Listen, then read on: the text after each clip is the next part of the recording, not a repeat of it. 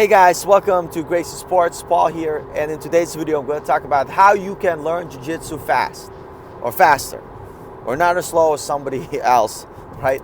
So you basically want to get good at Jiu-Jitsu.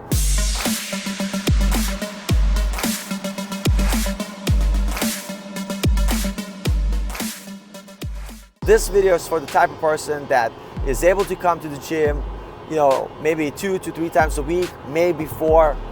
You have a lot of responsibilities with family, work, that you love the art, but you can't commit every day as someone who is younger and someone who has more time on their hands. And this is fine. So first, before I start, you have to understand, like many things in life, that 80-20 rule is at play here. What 80-20 says is that 20% of your effort is responsible for 80% of your success.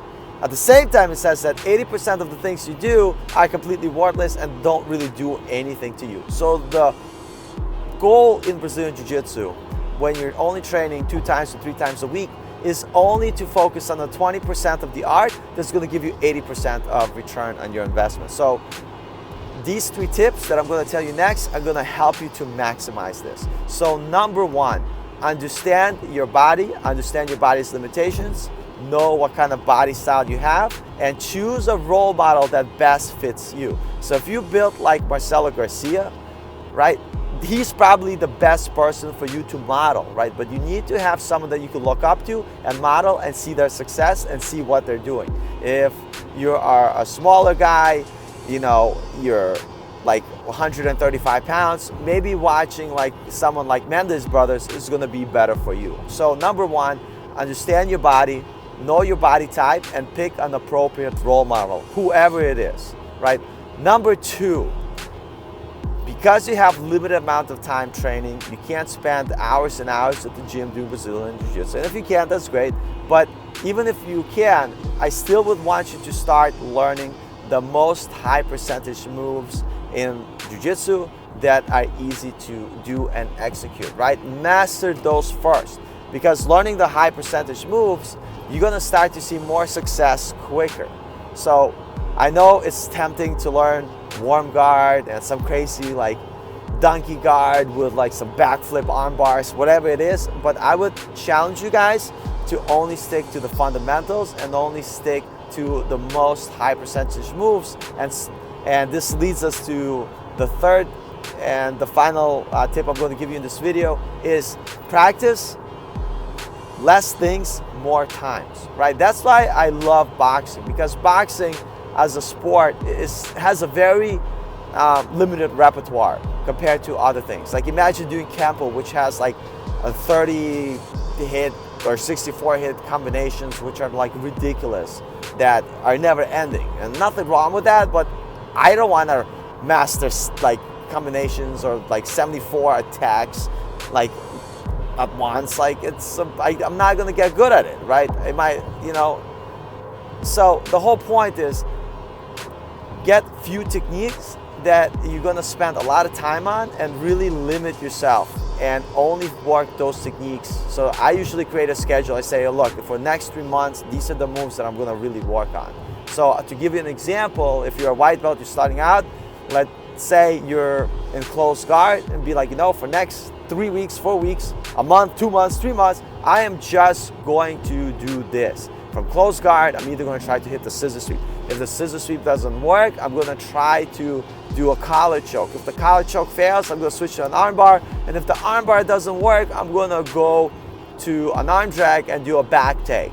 And if none of that works, I come back to try to hit the scissor sweep again. So only focus on those 4 techniques and spend a lot of time. And trust me when I tell you this, if you do this, you will start to get better at those moves. I'll give you a recent example. Just recently, I saw shin to shin and how to get to X guard from shin to shin. And I've never played that game because I'm mostly interested in trying to win from standing, pass your guard, and get on top. So I don't really try to play like open guard when someone's standing up. If someone's standing up, I'll just stand up, right? But I'm like, let me broaden my horizons. So I started playing shin to shin, and trying to get to X guard from shin to shin was very hard for me, and I didn't get it. So I just kept doing it. Week 1, week 2. By week 3, it's an easy transition for me now. if the opportunity is there, I'm going to get to X-Guard. And this is also something I've been doing with my students, and same problem they had. First week, second week, they weren't able to get the transition as smoothly. Now, like getting to week 3, week 4, spending a month under the belt, working that transition, they're getting into X-Guard really well. And just seeing my students get that result is like proof enough that you just need to spend more time on less things. Because when I teach class, they don't have an option to do what they want. They only work on the things that I tell them to. So they're kind of like, you know, forced to do my curriculum. But sometimes when you train on your own or a different gym, you know, you learn a lot of different things, which is great. But for your own personal training, your own BJJ roadmap, create your own combination that you're gonna spend time working on. So quick review, number 1, make sure you understand your body and you find a role model that you're able to look up to that's the same body type. You know, so if you build like Marcelo Garcia, use Marcelo Garcia.